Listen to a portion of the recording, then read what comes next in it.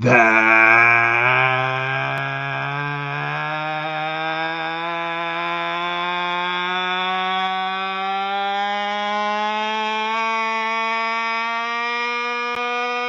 right.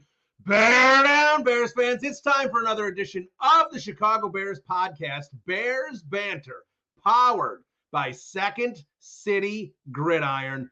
Bill Zimmerman with you, and we are coming at you after a bye week, but the Bears are back in action, and they've got a big stretch here coming up. These next 3 games, we're going to talk about this, and we're going to talk about it with Marc Silverman, aka Silvy. He's going to be by here in just a little bit. Always a great conversation with Silvy. He always gives us a couple nuggets or two along the way. Great analysis, great conversation. Looking forward to it. Our yearly visit with Silvy. He'll be by here in just a little bit. But before we get to it, let's talk about this game coming up. Let's talk about these 3 games. Let's kind of use, I know it's early, but let's kind of use the bye as kind of the time to just break down this team, where it's at and where it's headed. So let's first start with these 3 games, because I know we haven't talked about the Bears as a team that much overall here the last couple weeks. I've been talking a little bit about Caleb Williams, just a little bit about Caleb Williams, not so much about the rest of the team. So let's use this to talk about the rest of the team. Before we get into the team itself, let's talk about this schedule coming up, because we know about the back half of the schedule, the last 8 games, all 6 divisional games, plus San Francisco, plus Seattle. That is going to be a rough stretch.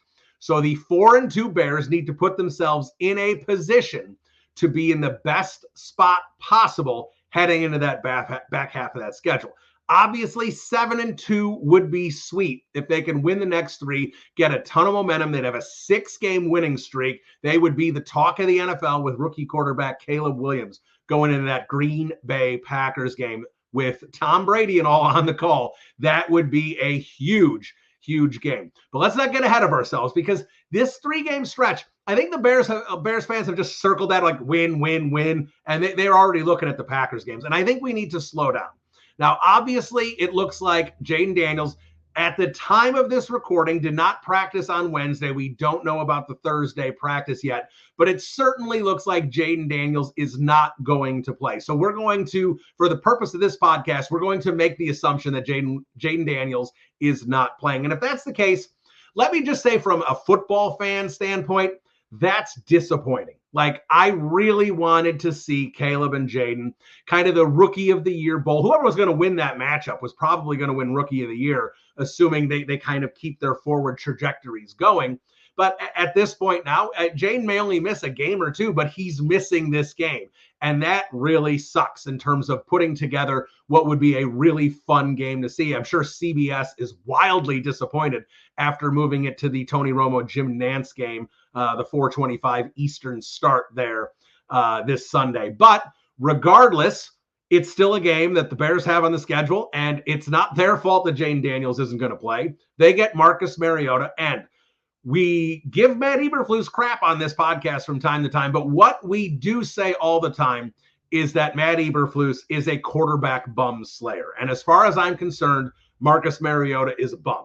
All right. He did awesome last week, but he was playing the Carolina Panthers. We've seen the Carolina Panthers in action ourselves. That is not a good football team. That is the worst team in the NFL. And I don't really even think there's an argument. I mean, there's other bad teams. The Titans are bad. The Raiders are bad. There's a good handful. The Giants. There is a good handful of bad football teams, but none of them are worse than the Panthers. And you know, I had some fun because Albert Breer put out a stat that the Panthers have fallen behind at least 17 points in an obscene amount of games this year. The Panthers aren't just losing football games. They're getting slaughtered by everybody they play. They are not even competitive. They are the 33rd team in a 32-team league.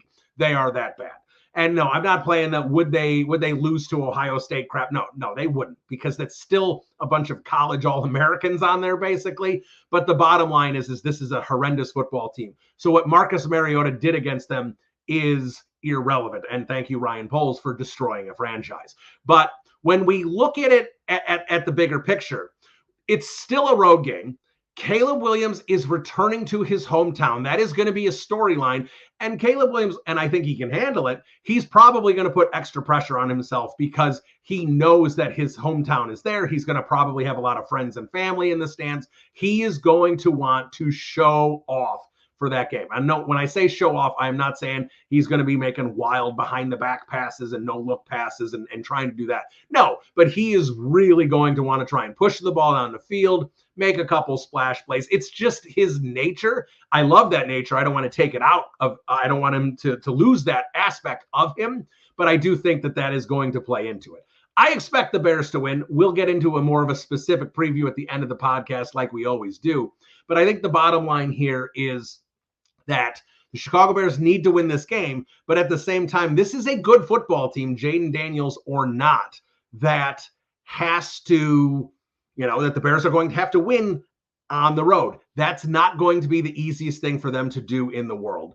But again, if this is going to be a playoff team, this is the type of thing that this team has to do. They have to go and they have to beat good teams on the road. And this is a Washington team that's obviously going to be compromised without Jaden Daniels. And with Marcus Mariota, they would not be Carolina Panthers bad, but they would be significantly worse. We've seen how well Jaden Daniels is executing Cliff Kingsbury's offense, and that plays into it. But Jaden Daniels isn't there. Marcus Mariota is. That's a game you have to win. Now, the Arizona Cardinals game on the road is not going to be an easy one either. That Cardinals team is a little feisty. You've seen them show up. They've won a few football games. They've got some young talent on there. Again, we sit there and say that's the type of game that a playoff team has to win. And then they follow that up with a Patriots game at home. The Patriots are terrible. Drake May is only going to be in a third, fourth career start at that point, whatever it's going to be. That is a game the Bears need to win. So we can look at all three of these games and say, well, that's a game the Bears need to win. But that doesn't always happen in the NFL. These are still legitimate football teams. Like I said, they're not the Carolina Panthers. These are teams that are going to win 5-6 games over the course of the season. The Washington Commanders, obviously more than that when Jaden Daniels gets back. So it's not easy, and it's not a walk in the park. And the Bears fans should not be circling them and just assuming they're all gonna win. Like, if I'm being honest here, I expect the Bears to lose one of these next 3 games. I hope I'm wrong. I would love for them to be 7-2. If they're 7-2 at this point, they probably are, I don't want to say guaranteed because that schedule gets tough, but they can go 3-5, get 10 wins, and most likely 10 wins is going to make the playoffs. Be hard pressed to imagine that there's going to be 8 teams in the NFC that get to 10 wins and the Bears would lose the tiebreaker at that point. I mean, if you just go through it, in the best case scenario, San Francisco gets hot in Seattle. I don't think the other 2 teams in the West can do it. There's 2 teams in the South with Tampa, Atlanta. That's 4. You have the 4 teams. That's 8 in the NFC North. And then you go over to the NFC East, and who's going to do it there? That entire, you got Washington, that's 9. Can Dallas or Philly? I don't know. Like, maybe. But, so you're talking 9, maybe 10 teams.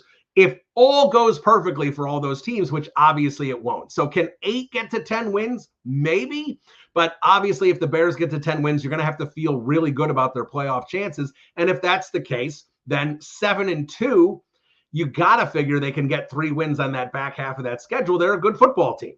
So you look at that and say, obviously, that's what you want to see. But I don't think Bears fans should be upset if they stumble against the Arizona Cardinals and are at 6-3 heading into that Green Bay Packers game. That's an excellent spot to be in. And of course, if you played the game on August 30th, if you said the Chicago Bears will be 6-3 going into the Packers game, would you take it? Every Bears fan would say yes. There is not a Bears fan in the world be like, no, they have to be 7-2 or 8-1, or it's just not it. No, of course not.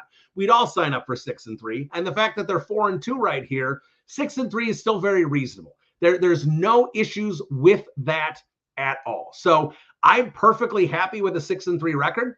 4-4 in the back half of the schedule is going to be a challenge and to get to those 10 wins, because I do feel the NFC is strong enough that 9 wins is going to be pretty spotty to make the playoffs. Maybe a team sneaks in as the 7th seed with all the perfect tiebreakers. I don't want to play that game if I'm the Bears. I want to get to that 10th win on the season. So 4-4 on the back half of the schedule, that's hard. But at the same time, you do need to split with Detroit or Green Bay or Minnesota. You do need to be able to beat a team like Seattle at home. So if the Bears are going to be a playoff team, I don't want to sit there and be like, well, let's get to 7-2 so we can tank against the good teams, sneak into the playoffs, and then lose to whatever the 2 seed is. There's no point to that. I want this Bears team to grow. So if they're 6-3 and they're a playoff caliber team, I expect this team to get 4-4 in the back half of the schedule and get to 10 wins, maybe even 5-3. Maybe they have Detroit's number, it seems. Maybe they can win 2 games against Detroit. How sweet would that be? Maybe they finally get off the snide and beat the Packers because Bears create turnovers and Jordan Love has turnovers. It's the type of quarterback he is. He's got that Brett Favre mentality. So the Bears aren't in terrible shape if they're 6-3. I kind of see that on the Twitter timeline, and I disagree with that completely. I think Bears fans are still, PTSD from past years, but you got to look at this differently. This is a team that has an actual quarterback who's going to keep getting better. And we've talked about Caleb Williams a lot about where is the ceiling for this season. I don't know where the ceiling is because he's going to keep continuing to improve and he sees the game differently. And we're not going to spend too much time on Caleb today because we've spent so much time on Caleb the last 2 episodes. And I'm going to spend time about Caleb with Silvy. So we will have Caleb on the episode. Don't worry if you need your Caleb fix. But at the same time, let's look at this roster and why things beyond Caleb Williams are looking good. And let's start with the defense and let's tip our cap to Matt Eberflus, who continues to put together outstanding defensive schemes and outstanding defensive game plans. And I'm sure Eric Washington is playing a part in it, but we know this is Matt Eberflus's defense. Let's not pretend it's just like an offensive coordinator with the Rams. We know it's Sean McVay's offense. That's how this operates. So when we look at Matt Eberflus's defense, here's where you almost have to give him the most credit. You give him the most credit to the fact that his secondary development may be second to none in the league, right? And Jaquan Brisker, who did not practice on Wednesday, hopefully he gets back out there, but concussions, you can't rush back from concussions. If he's still having problems, he needs to sit. I was surprised Elijah Hicks played. Elijah Hicks did fine. I don't think Elijah Hicks was Ronnie Lott out there, but I think Elijah Hicks was fine. I'd still rather see Jonathan Owens. I still question what that decision was, but regardless, the Bears have a little depth at safety if Brisker can't go. Kyler Gordon also may not go, but Josh Blackwell did a fine job filling in. Not only that, you kind of figure maybe they'll do more base, a little less nickel. Jack Sanborn goes out there for more snaps. I think they're okay, even if those 2 guys miss because of the depth they have. And I think that's what's impressive. And that's where, again, Matt Eberflus comes into this. Tyreek Stevenson is developing outstanding. Jalen Johnson went from a very good corner to an elite top 2-3 corner in the league. Brisker has developed. Kevin Byard is back to his old self. Like this is remarkable. Kyler Gordon before the injury was all over the field. And beyond that, Jalen Jones is a good backup. Josh Blackwell is a good backup. Terrell Smith looks solid as well.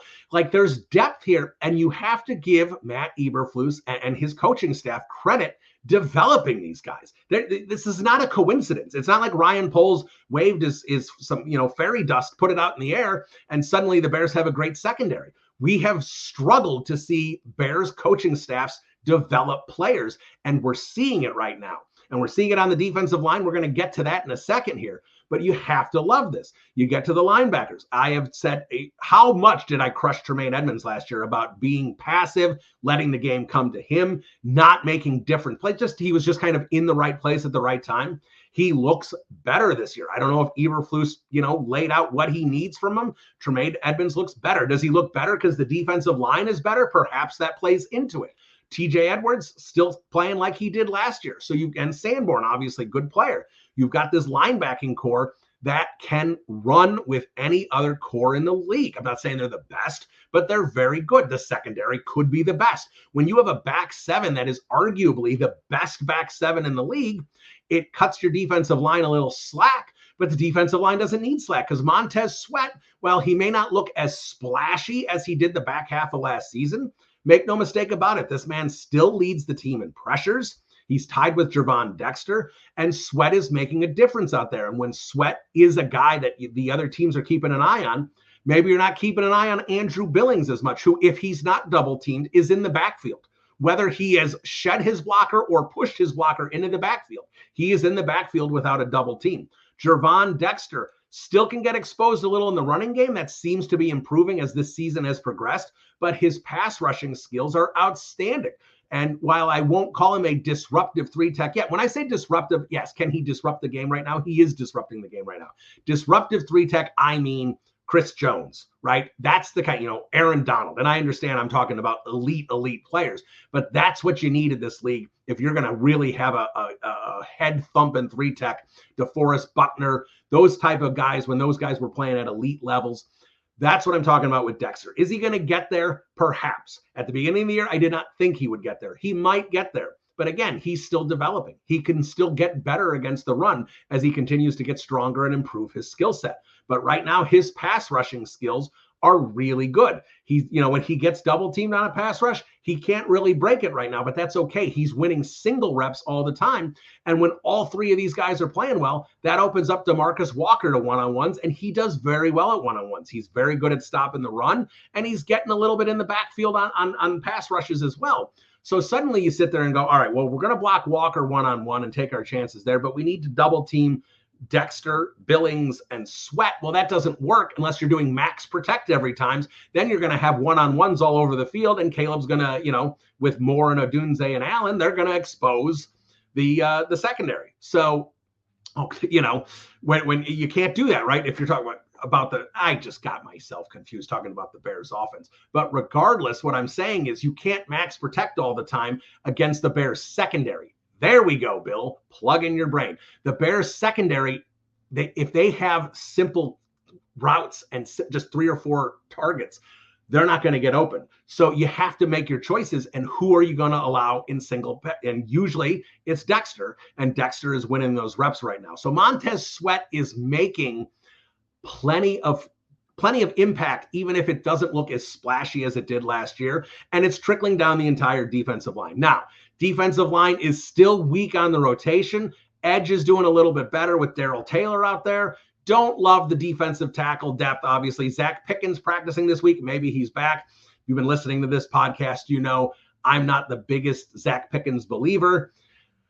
Probably better than Chris Williams, but at the same time, I would love to see the Bears go out at the trade deadline. They don't need to spend a ton here. Go out and get a rotational run-stopping defensive tackle to get in there on the early downs, get Dexter snaps down, get Billings snaps down. I think that would help a lot. I think that would be a smart move for Ryan Poles to make. We'll see what he does there. But when you put this defense together with all these pieces, it hums, and there's and with that talent and with what Eberflus is doing, that's why the Bears are basically top 5 in points allowed, top 5 in yardage allowed. Their DVOA, I believe, is 6th or 7th in the league. Turnovers, I think they're 3rd in the league. They are causing havoc out there. And when they're causing havoc, that's going to take the pressure off the offense, right?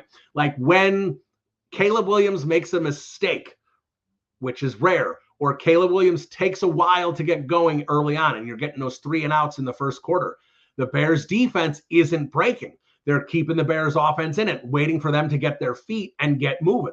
So let's bring it to the offensive side of the ball, because tip of the cap to Shane Waldron, who continues to improve week in and week out, and he's improving because his quarterback is improving, and they're getting on the same page. And with them on the same page, it's making a huge impact on this entire offense. It's trickling down everywhere. The offensive line is playing better. They have a better idea of what their assignments are. They're not getting burnt as much on the stunts and the twists. At the second level, they don't look hesitant and confused. Much better there. Again, it's not going to knock your socks off. We never thought this offensive line was going to knock your socks off. But if they could be league average, even just below average, that 16 to 20 range, that was going to be enough to make the offense adequate this year. We're not trying to have the Bears offense be the greatest show on turf in 2024. You got to give it some time. This is a developmental process. So the offensive line is functioning much better here. We're getting news that Larry Borum's coming back and starting to practice. We're getting news that Ryan Bates might be about a week away. So we're going to see what happens there, because the Bears have so much depth on the offensive line. They don't have enough roster spots for all these guys. There's actually 2 guys that they're going to have to lose. Is that going to be Doug Kramer? Probably, with Ryan Bates comes back, because that's 2 centers. You don't need 3 centers on the active roster. Doug Kramer probably goes back to the practice squad safely. But who's the last guy? Is it Larry Borum? Do you try and trade Larry Borum? What can you get off of an injured Larry Borum that only has a half a season under contract? Nate Davis could be traded. You're going to have to eat that, basically that whole contract. I don't see any team willing to pay Nate Davis $5 million for the second half of the season. But it's going to be interesting what they do here because they have that much depth. That is something we have not said in Chicago for a very long time, that the Bears have so much depth, they literally can't keep all the guys on the roster. What a great problem to have. If you're going to have a below average offensive line, then how about you just have it below, above average depth, and you don't take a step back when one of those guys goes down. That's what's really good about this offensive line. So as long as the offensive line continues to be a cohesive unit, you're going to give Caleb Williams enough time because he's getting the ball out in 2.5 seconds. He is functioning quickly, and that means he's not going to have to get pressure. He's going to take that pressure off the offensive line. And now we get to the weapons.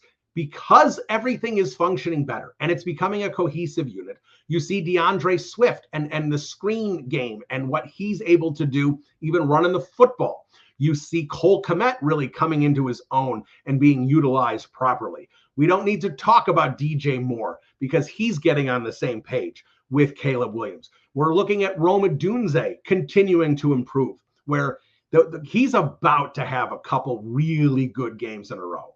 Like those 110 and a touchdown kind of games. I feel that coming. I don't know if it's this week, but I feel it's coming for Rome. It's really coming together for him if you watch him on tape. And Keenan Allen, there's not a lot of yak left in those legs for Keenan Allen, but he is 100% a useful player. So when we look at this roster, right, and we look at everything going on here, the Chicago Bears have what we would call a good football team. It's not a great football team. Next year, we hope it's a great football team when Caleb Williams has a full year under his belt, right? When all these young players have another year of development. When Ryan Poles has money to spend and can go out and get like a big guard, like a Trey Smith potentially, or go out and sign another defensive lineman or whatever he may feel he needs to do to short. It's no longer about filling holes on this team next year. It's about making positions better. And that's been a long time in Chicago. Even the 2018 team had holes, right? And they couldn't even keep all their guys, and it created more holes in 2019. Everyone's coming back next year that matters.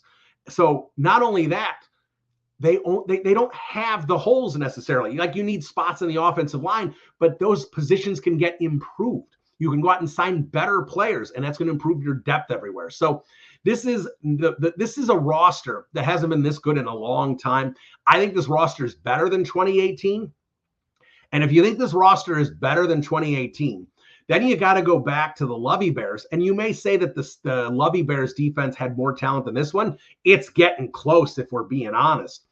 But even if it does, this offense is 10 times more talented than the Lovey offense. So now you're winding back to the 80s. I'm serious. You are winding back to the 1980s in terms of talent. And obviously, when you had the offensive line that the Bears had in the 80s, it's significantly better than this one. Love you, DeAndre Swift, but you're no Walter Payton. I love Caleb Williams, but Jim McMahon was functional. And obviously, the 80s Bears defense, one of the best of all time.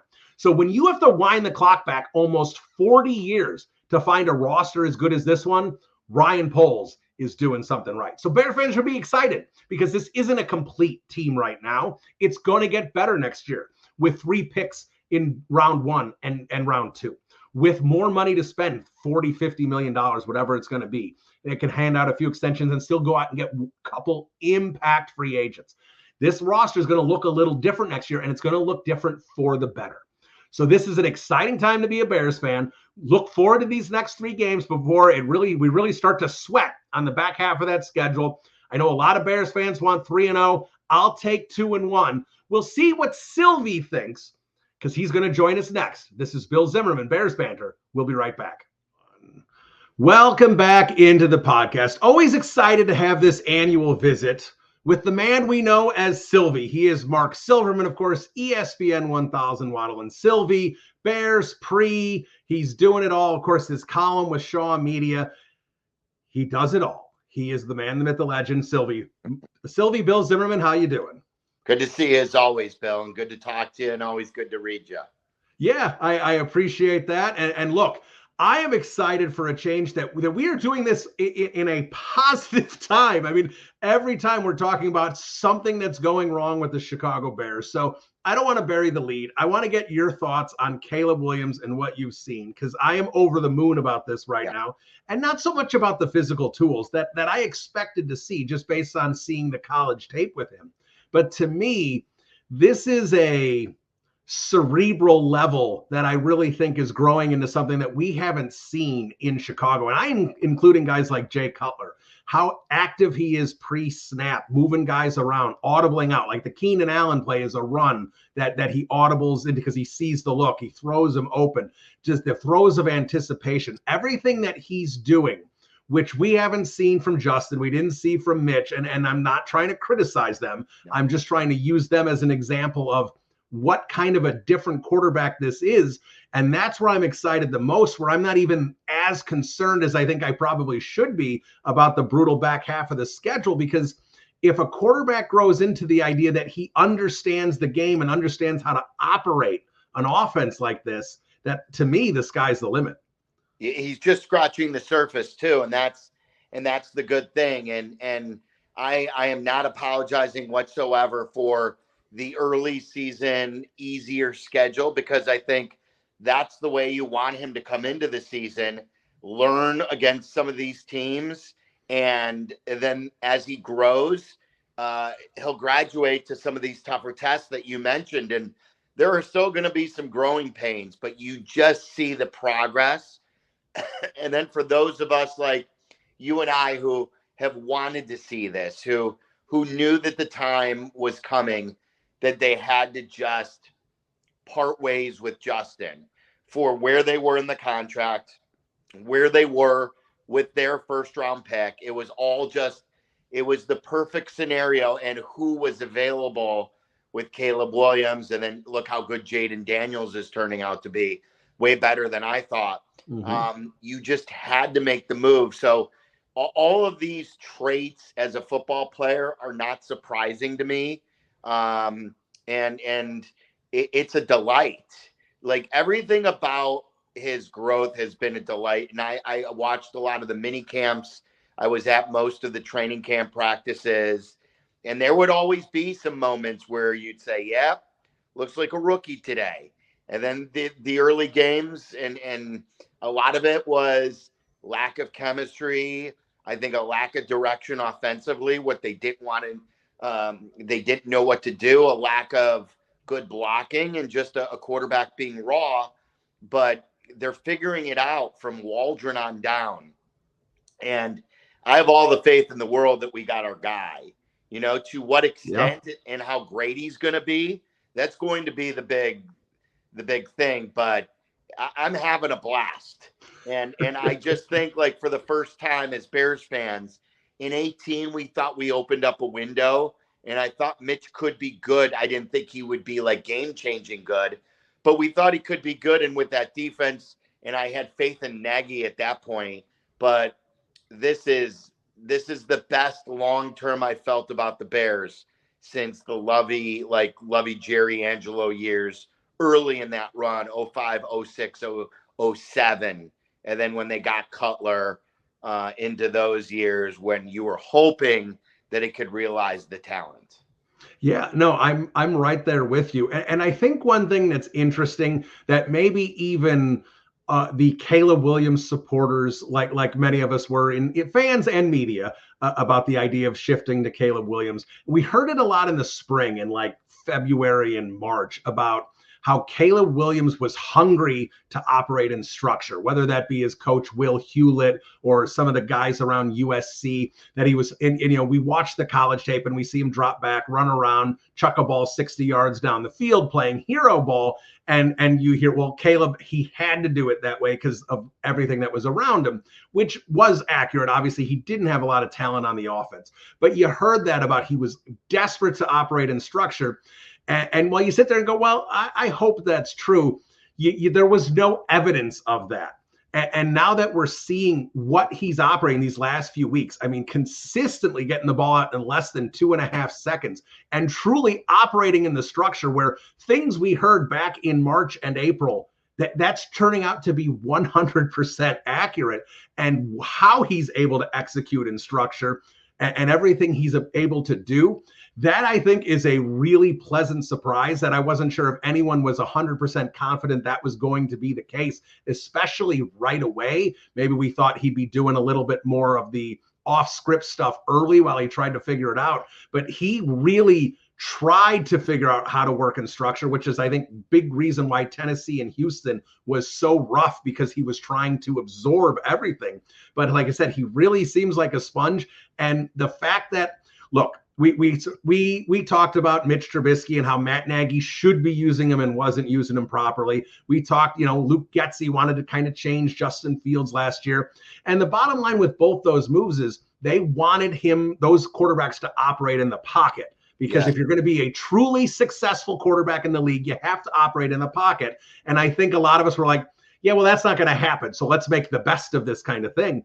But with Caleb Williams here, we are seeing a pocket presence, the head's on a swivel, and he is getting that ball out quick. And it's foreign to me, Silvy. It's foreign to me as a Bears fan seeing this happen in here, especially in 6 games. Yeah, and there's so much you said there. So the want to be coached, a lot of the great ones have that, and I think Caleb wants to be coached. And you saw it with even Eberflus when he would talk to him in Hard Knocks and how real all that was. But yes, he wants to be coached. And going to your point about Luke Getsy, when we hit that point last year around this time, or maybe a little earlier in the year last year, when Justin got frustrated and he says, I feel like I'm being robotic. Mm-hmm. And someone asked him, well, what do you attribute that to? And he said, coaching.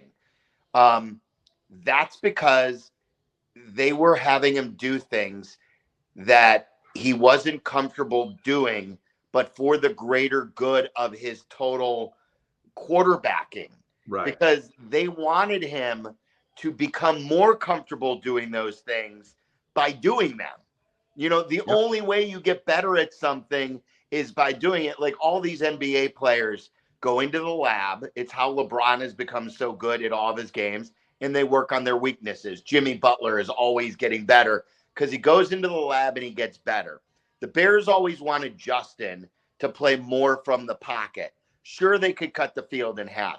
Sure, they could design plays with the run. That would only get him and them so far.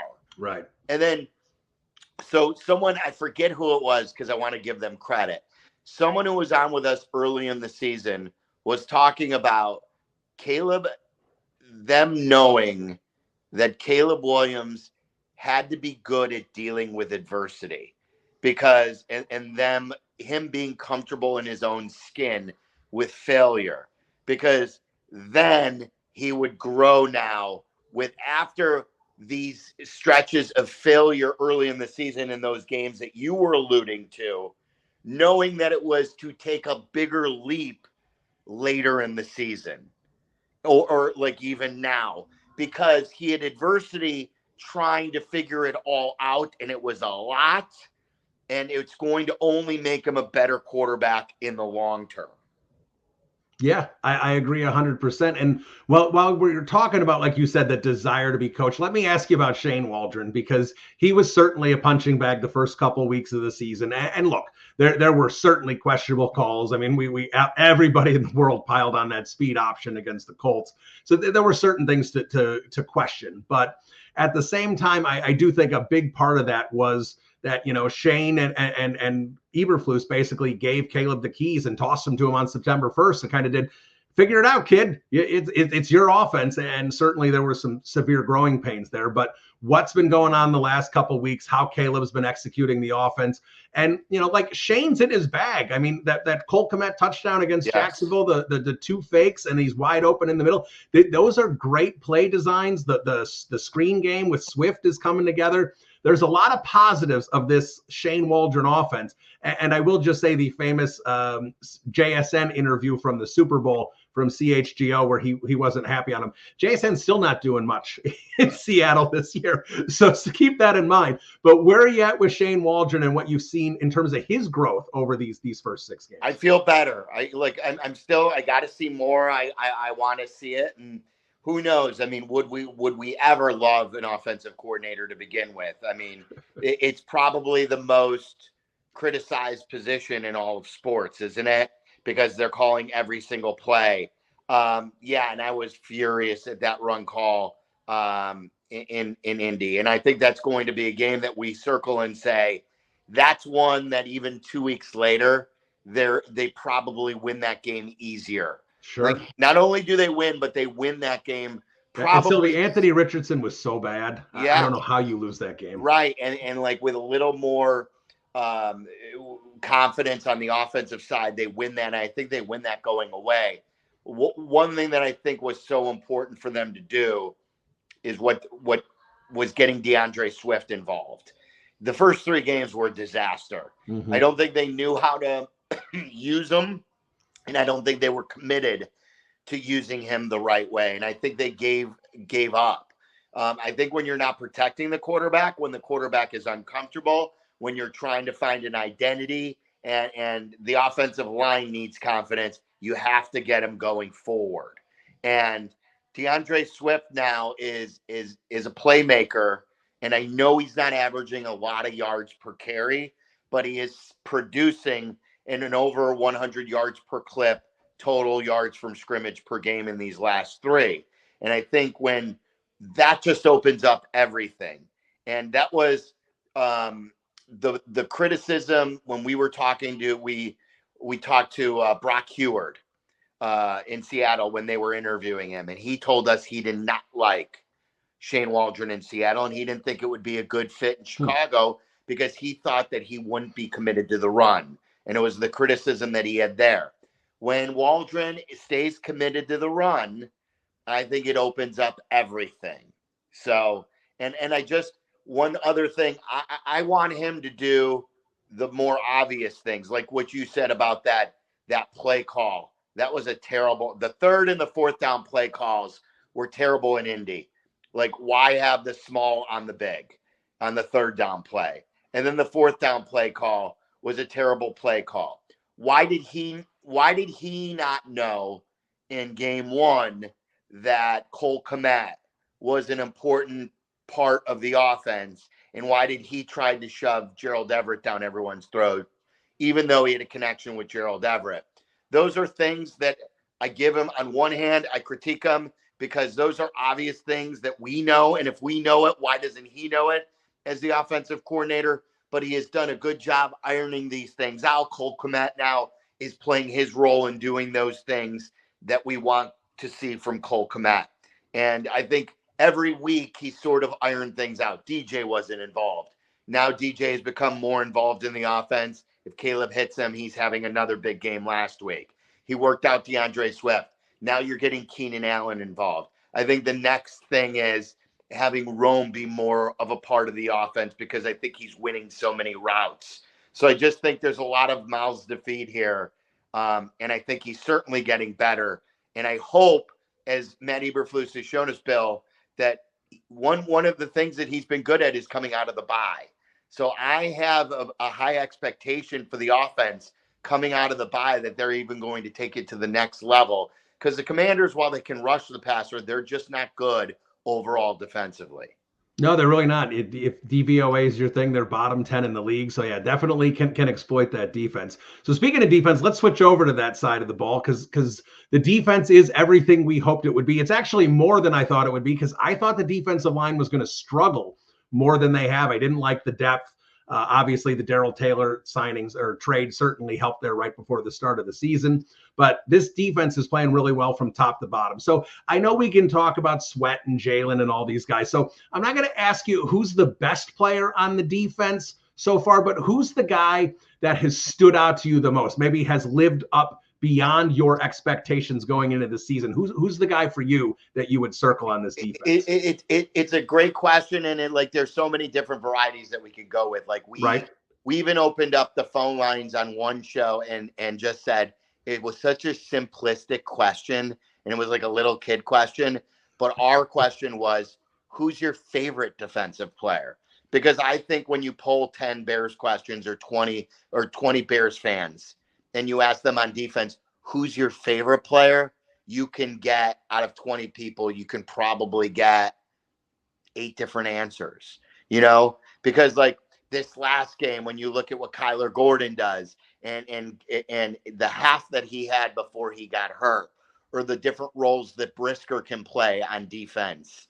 I know it's probably more chalk, but this is just from me being around the team and because I just didn't know who the man was. And I love the work ethic, and that's the reason.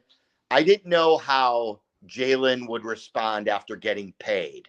We went through a lot with, okay, he wanted to be traded, and he could have been traded if they got the right offer, if they got the first round pick for him. And then they didn't. And then how would the negotiations go in the offseason? Would he be franchised? Would he be playing on the franchise tag? Would they come to an agreement? They come to the agreement. Would he be the same guy, work ethic? Would he slack off a little bit?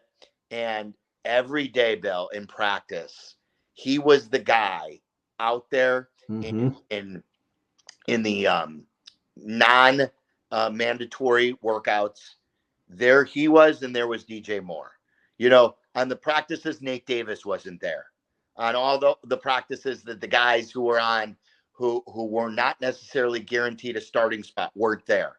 There was DJ, there was Jalen. There was Jalen leading more by his voice, because a lot of people, from what I've talked to too, is when Eddie Jackson left, he took on more of a leadership role in that defensive backfield, and the way he would just challenge everybody. And just, to me, I know it's easy and it may not be exactly what you're looking for, but because he's so good, because he got paid, and because he wants to win and he works his ass off, I really appreciate that work ethic from Jalen Johnson. So I'm going to go to him, and I think he sets a tone.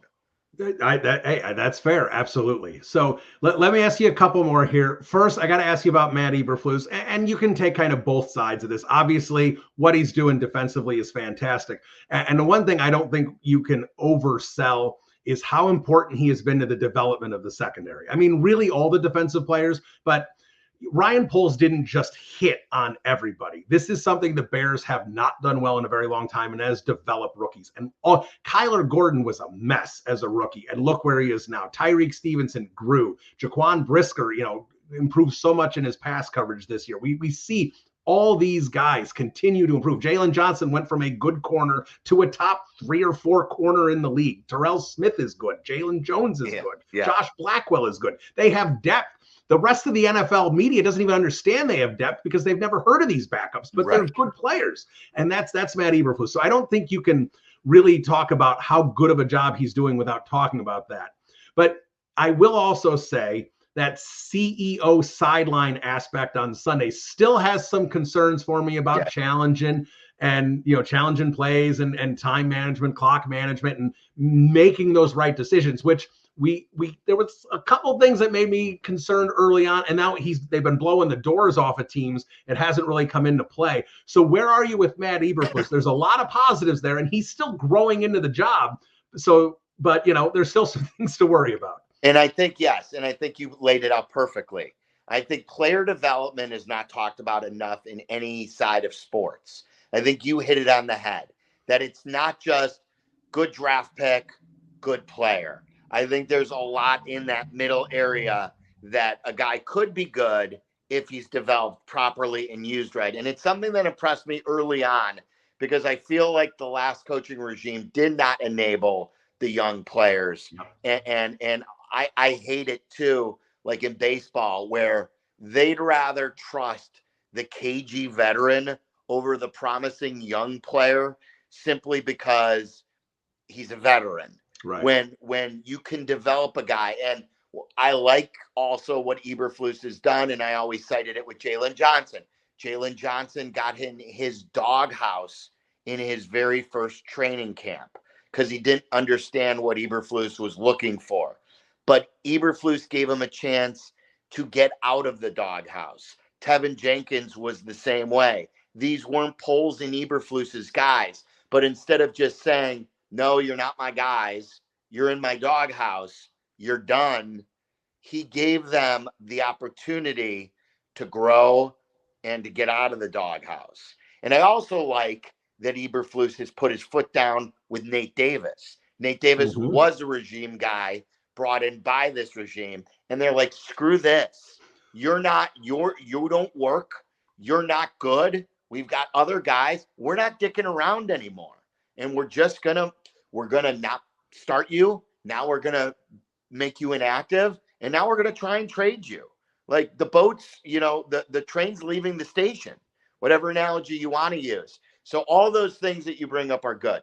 I'm still concerned about time management, about challenges, all the things that you mentioned. And the bottom line is, for me, Bill, you got to win here now. I think this is going to be the best barometer. These 11 games, 6 in the division. How are you going to do against the Packers? Are you going to continue to let the Packers beat you for an 11th and 12th straight game? Are you going to finally beat the Packers? Can you go 3-3 in the division? Can you win all 3 home games? Are you going to go 6-5 in the back half of the season and get to 10 wins and get to a playoff spot? So all these things are good things to talk about for a building team. Now you got to win, though. And there are a lot of good things to hold. And it's a reason why Ryan Poles likes him and he's backed him. Like I always answer the question, Bill, when I go on nationally to these shows. They always say, hey, is Matt Eberflus on the hot seat? And I say, who's hot seat? And they go, is it my hot seat or is it Ryan Poles' hot seat?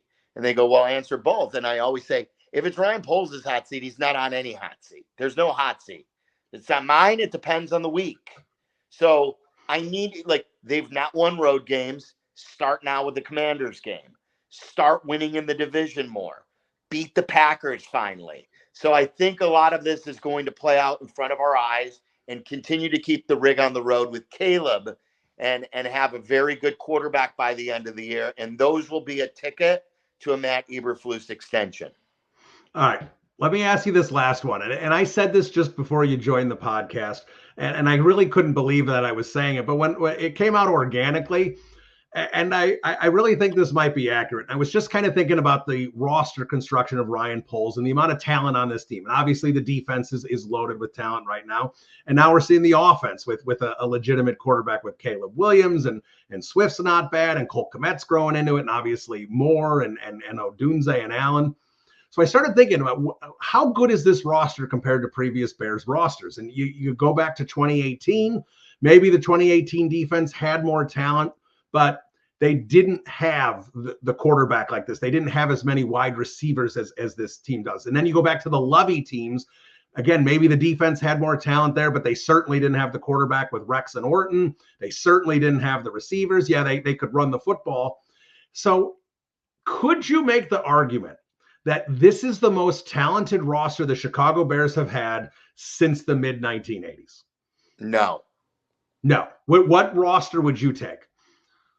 Well, I need to be better up front. That's just where I'm going to, I need that line from the Lovey years, and I'm worried about the line. I just think Poles has left this line short. And I think at the very least, you need 3 new guys and maybe 4, depending on what they decide with Tevin Jenkins. I don't believe Braxton Jones is the answer. Is Tevin going to get a new deal? Are they going to be willing to pay him? They certainly need a long-term center. I'm mad at Ryan Poles for what he did with that center position. I don't think either of the guys are a solution. I never liked the Bates trade, ever, ever, ever. They cut their center and they said, Buffalo, that Bates isn't our guy either. We're fine trading him. So, and he didn't play for them last year, even at guard. And then we know what right guard is. And I just don't. The right tackle is the position that we feel is a foundation player, but he is not played up to what he was last year. And I'm interested to see out of the bye. So getting back to your question, I would that defense was still better, and that offensive line was really, really good. And the 2018 line was better. And offensively, what everyone forgets, and I love the quarterback way more now, but everyone forgets the 13 offense. And if they didn't dick around with Mel Tucker having to coach like Lovie Smith's team, the 13 team I believe they finished second in offense in the NFL. Right. So with Cutler and McCown, they had Matt Forte in the backfield. They had Brandon Marshall and Alshon Jeffrey and Martellus Bennett. Yep. Like Martellus, didn't he have like 90 catches that year too? Something like that, yeah. So it was a really, really good offense that a lot of people forget about. There's not been a Bears offense that's been second in the NFL, I think, since '85 when they were first or second. So again, I'll woe the thing until they show me they can win in the division, and the offensive line has to show me more. Yeah, and look, and that's fair. Like I said, it just kind of popped in my head. I'm like, maybe that's the case. And here's the good news. You got a first-round pick, 2 second-round picks, yes, and more money to spend for 2025. So this roster, and nobody's leaving. That's a good thing, Silvy. All these guys, all the important guys are under contract for next year, unless you're worried about Matt Pryor and guys like that. All the important guys are back. None of them are free agents. So, except like Tevin Jenkins. Like they have an incredible core right now to really open up a window for Caleb Williams. And I hope Amagaji's good. And we'll develop. That's another, let's see if they could develop an offensive lineman. But I'm interested in seeing what Ryan Poles does at the trade deadline. Most of the beat writers that I've been talking to on our shows and stuff don't think he's going to be as aggressive because they're now in the win window and that they don't think maybe they have a need.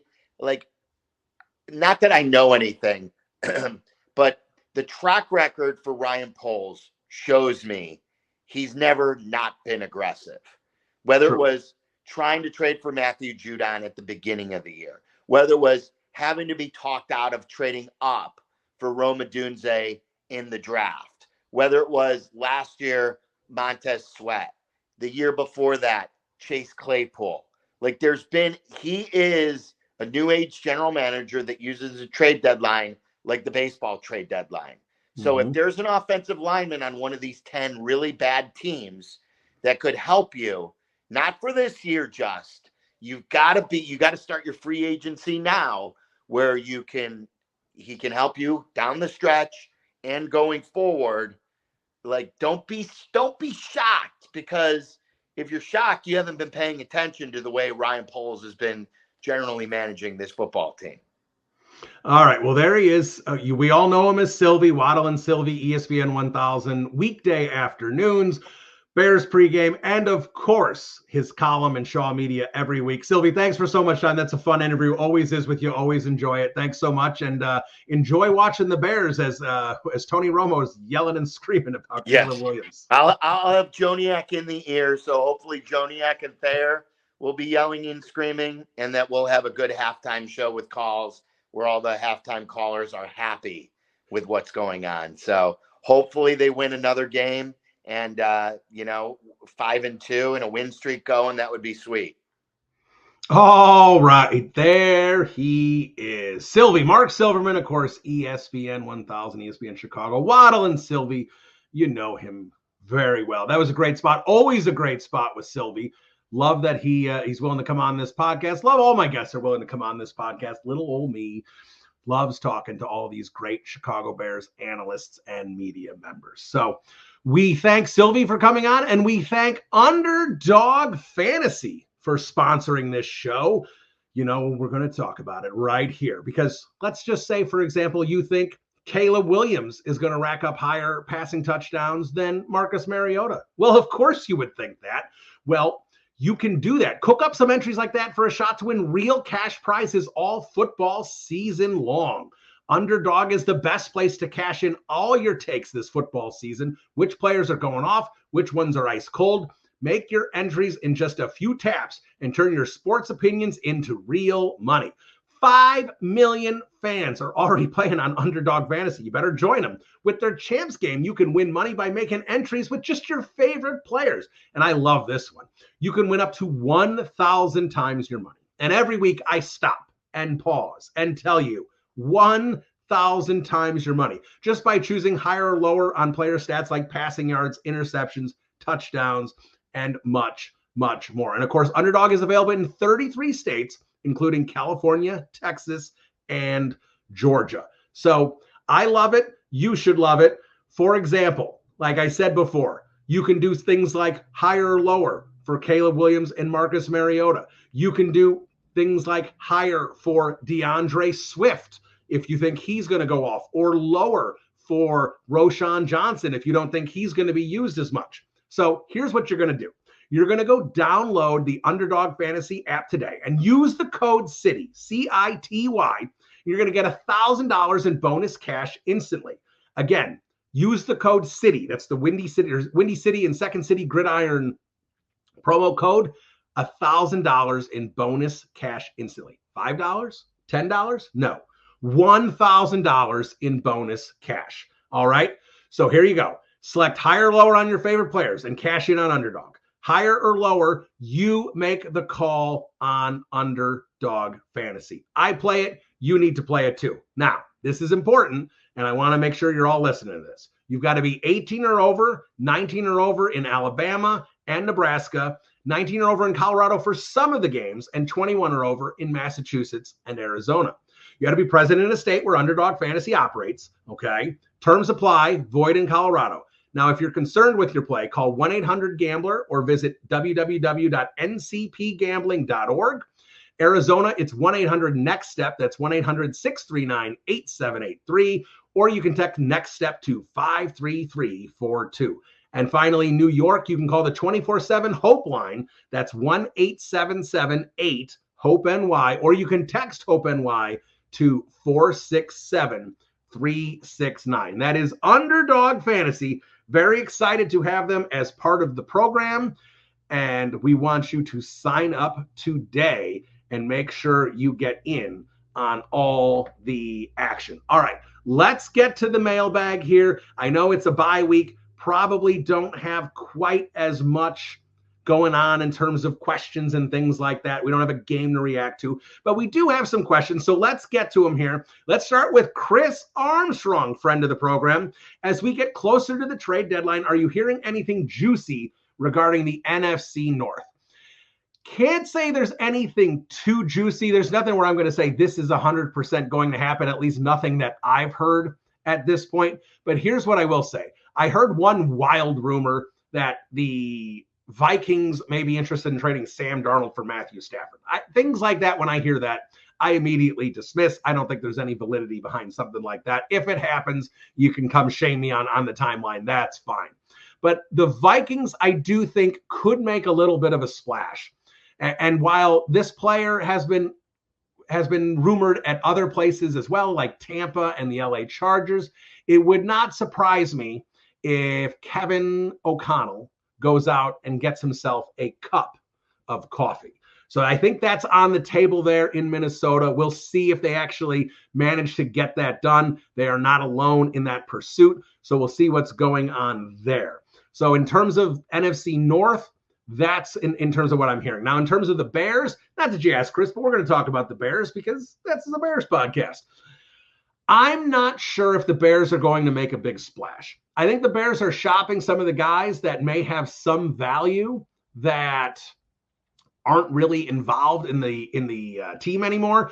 The big one for me is Khalil Herbert, right? Nate Davis, to me, I just look, if the Bears say they basically eat the whole salary and trade Nate Davis, maybe you can get like the 7th round, 6th round pick upgrade kind of thing.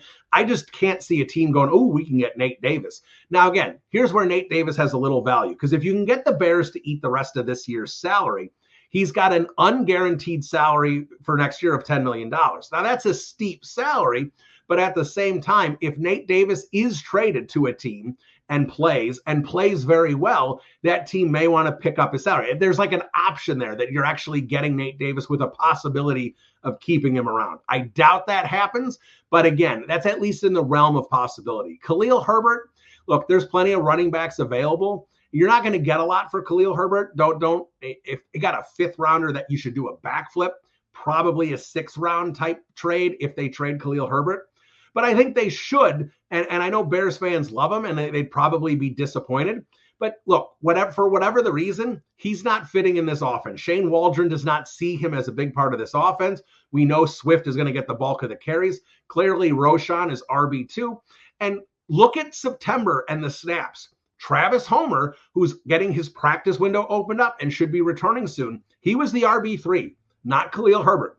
And Travis Homer is more valuable on special teams than Herbert, blocks better than Herbert, pass catches better than Herbert. And right now, what Herbert gives you in the run game, I'm not sure exactly how much Shane Waldron thinks that's a benefit to the team. So I think when Homer comes back, he's the RB3, not Herbert. Herbert could be basically deactivated on Sundays at that point based on where everything goes. So I don't see a lot of value there for him from the team. So if they can get anything for him, I think they should. You know, you hear rumors like Larry Borum. Is anyone really going to trade for half a season of Larry Borum? I don't know. You'd have to be pretty desperate to need a swing tackle at that point. And Larry Borum's functional. I'm not saying he's a bad football player, but in terms of actually giving up draft capital for him, I think you just hope the Bears put him on the practice squad. Because again, who's fitting on this 53-man roster? And then perhaps you can snake him then. Like, that's the kind of situation the Bears are in with how much depth they have on the offensive line. So in terms of an acquisition the Bears make, I don't have anyone specifically, but I will say, like I said, a run-stuffing defensive tackle would make a lot of sense. A rotational guy, not a high-priced guy, just a guy that you can rotate in behind Dexter and Billings. All right, we've got one here from Baba Bear.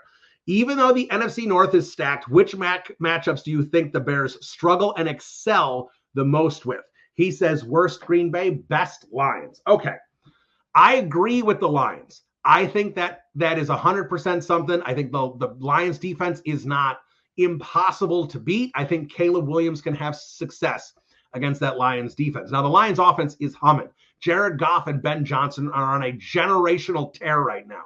But at the same time, Matt Eberflus does seem to have a pretty good take on Ben Johnson's offense and Jared Goff. Like they seem to do that pretty well. They did it very well last year. Obviously, Ben Johnson is going to try and make some adjustments this year to see if he can, exploit the Bears defense better.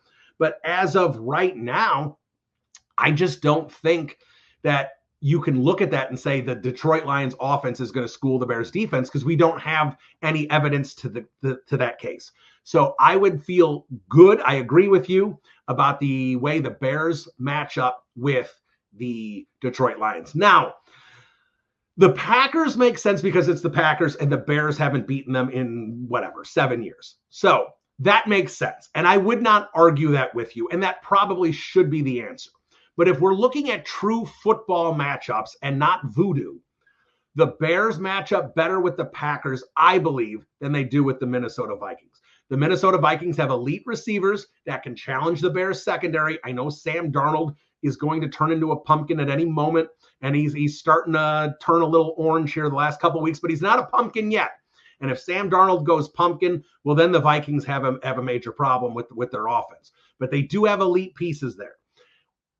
On the other side of the ball, Brian Flores with a rookie quarterback, as much as I believe in Caleb Williams and as much as I believe he sees the field and understands the game at a different level, that's going to be a lot for him to process in his first game.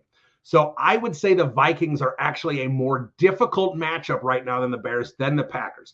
And the Packers defense is playing well, but again, I don't think nearly at the level that what Brian Flores can do against a rookie quarterback.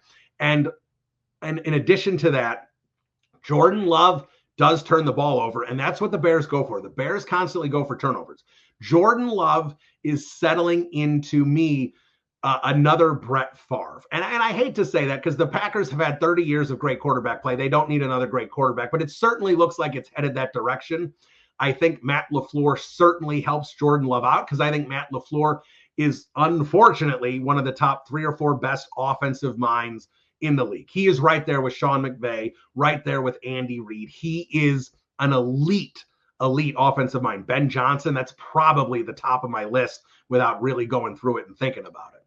So if that's where we are, with the Packers and Matt LaFleur, well, then you have to understand that Jordan Love is going to benefit from that. But at the same time, Jordan Love is a little risque with the ball, right? He will chuck it up there and he will get turnovers. So the Bears defense probably will turn him over. Like, could you see Jordan Love throw for 280 yards with 3 touchdowns and 2 interceptions against the Bears? Yeah, you absolutely could do that. And if that's the case, then the Chicago Bears have a chance to get some short fields for Caleb Williams, get some points, and maybe win a game 27-24. So while the Packers are the worst because it's the Packers and they've owned the Bears since basically the 90s, I would say that while that may be the answer, the true matchup on the football field is that the Vikings are the toughest matchup for the Chicago Bears. So we're going to wrap up here with the prediction, the preview of the Washington game. Now, Jaden Daniels, I'm expecting him not to play. He hasn't practiced yet this week. We'll see if that changes later in the week and if he can give it a go. If he gives it a go, he's going to be very limited, and the Bears are going to hit him the way he plays. And that's why I think that he does not play. He gets hit. It's part of his playing style. So if that's the case, he's going to get hit. Dexter's going to hit him. Billings is going to hit him. Sweat's going to hit him right in those ribs. That's going to freaking hurt. So, and I don't know exactly what the injury is. Can it worsen if he takes some beatings on there? That's why I don't think he's going to play. So we get to Matt Eberflus, the bum-slaying quarterback, or the quarterback bum-slayer, I should say. I think it could be a bumpy day for Mariota. I think the Bears defense is going to scheme on him very well. I can't see him having the same kind of success he had against Carolina, even remotely. So I think the Bears are going to win this game. It's on the road. It's tricky. Washington does have some talent. Mariota is a professional quarterback in terms of the fact that he's been in the league nearly a decade. But at the same time, he hasn't been a good quarterback since, 2016 or whatever it is. So I think the Bears exploit that. I think this Washington defense isn't very good. It's bottom half in the league for sure. They've lost Jonathan Allen. They've obviously traded Sweat from last year. Chase Young's no longer on this team. That defensive line is not what it was last year. That should give Caleb Williams more time to throw the ball. Couple nice pieces in the secondary for Washington. But overall, I think Caleb's going to be able to move this ball like he has the last couple of games. So I think the Chicago Bears are going to score points against this team. And I don't think Washington's going to score a lot of points against the Bears. So I think the Bears win this. I think they win it comfortably. I will give Washington the benefit of the doubt for the fact that they are well coached. Kingsbury does seem to have a good scheme, and the game is in Washington. Now, I think the Bears come out victorious, and I'm going to say the Bears win this one 27-17. That's a comfortable win. That's a really nice road win against a good football team, even if Jaden Daniels is out. So that's going to do it for Bears Banter. We will be back next week. Bear down, everybody. Adios.